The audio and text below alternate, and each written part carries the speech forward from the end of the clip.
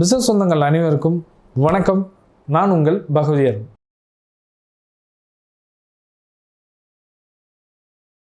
இன்னைக்கு பார்க்க போகிற டாபிக் என்னென்னா ரொம்ப சுவாரஸ்யமான டாபிக் தான். மெஷரிங் கஸ்டமர் சாட்டிஸ்ஃபேக்ஷன், வாடிக்கையாளர்களின் திருப்தியை அளவிடுதல். அது என்ன ரொம்ப முக்கியமாக கட்டாயங்க, ரொம்ப ரொம்ப முக்கியம்.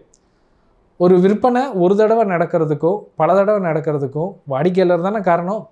அப்போ அந்த வாடிக்கையாளர்கள் எவ்வளவு சாட்டிஸ்ஃபேக்ஷன் திருப்தியாக இருக்கிறாங்கங்கிறத நம்ம தெரிஞ்சுக்க வேண்டாமாங்க? தெரிஞ்சுக்கிட்டால் தானே அவங்க திரும்ப திரும்ப வருவாங்க. அப்படி திரும்ப திரும்ப வர்றதுக்கு என்னெல்லாம் கையாண்டாங்க அப்படிங்கிறத தான் நம்ம இந்த வீடியோவில் பார்க்க போகிறோம்.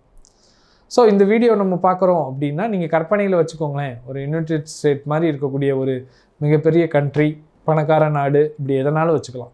ஒரு வயசான தம்பதிகள் 2 பேர் போகிறாங்க. ரொம்ப குளிர்காலம், கிறிஸ்மஸ் காலங்கிறதுனால எங்கேயுமே ரூமே இல்லை. ஸோ ரூமே இல்லாதனால அவங்க ரொம்ப கஷ்டப்பட்டாங்க. கடைசியில் ஒரு ரூமை கண்டுபிடிச்சி அந்த ஹோட்டலுக்கு போனாங்க. அந்த ஹோட்டலில் இருக்க மேனேஜர் என்ன பண்ணார் அப்படின்னா, அவங்க வர்றதை பார்த்துட்டு, ஐயோ எங்கிட்ட இருந்த எல்லா ரூமுமே முடிஞ்சிடுச்சே, என்ன செய்யணுன்னே தெரியலையே அப்படின்னு சொன்னார். இவங்க ரொம்ப வயசானவங்க, என்ன சொல்லனே தெரியல. அவங்க அப்படியே திரும்பி போக ஆரம்பித்தாங்க. ஒரு நிமிஷம் இருங்க அப்படின்னு சொல்லிட்டு, எனக்கு இந்த ஹோட்டலில் ஒரு அருமையான ஒரு ரூம் கொடுத்துருக்காங்க, அந்த ரூமை இன்றைக்கி நான் உங்களுக்கு கொடுக்குறேன், நான் இங்கே பக்கத்துலேயே படுத்துக்கிறேன், எனக்கு ஒன்றும் பிரச்சனை இல்லை.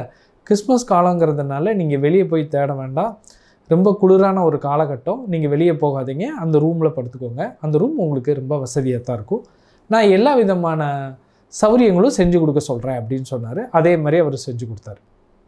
அந்த 2 வயசானவங்களும் அதை அழகாக என்ன பண்ணாங்க அப்படின்னா அக்செப்ட் பண்ணிக்கிட்டாங்க. இதை அவர் மறந்துட்டார்.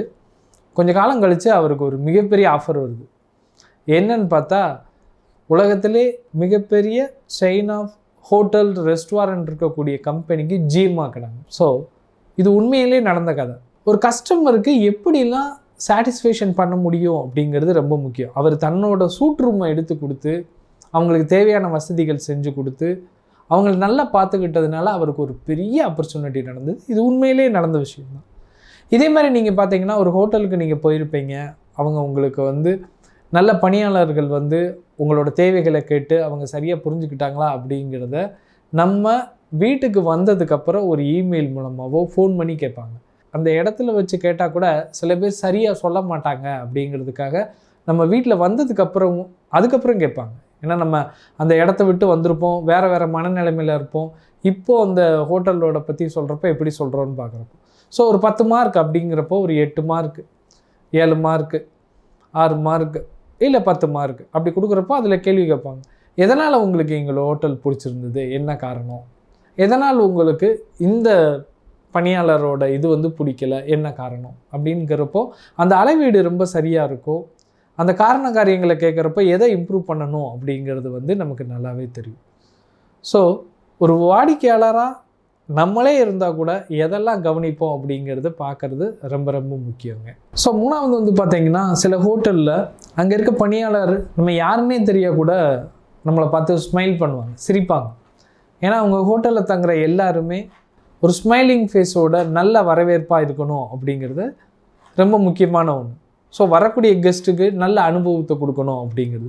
பார்க்குற இடங்கள் ரொம்ப சுத்தமாகவும் ரொம்ப அழகாகவும் மெயின்டைன் பண்ணிகிட்டு இருக்கப்போ வாடிக்கையாளரோட அந்த எண்ணமே ரொம்ப நல்லா இருக்கும். அவரே ஒரு வெக்கேஷனுக்காக வந்திருக்கிறாரு, இல்லை அவர் தன்னோட அஃபீஷியல் விஷயத்துக்காக வந்திருக்கலாம். ஸோ அப்படி வந்திருக்கிறப்போ அந்த இடம் இந்த மாதிரி ஒரு சூழ்நிலைகள் இருக்கிறப்போ அவரோட நினைவுகளில் கண்டிப்பாக ஒரு மறக்க முடியாத ஒரு அனுபவத்தை கொடுக்கும்.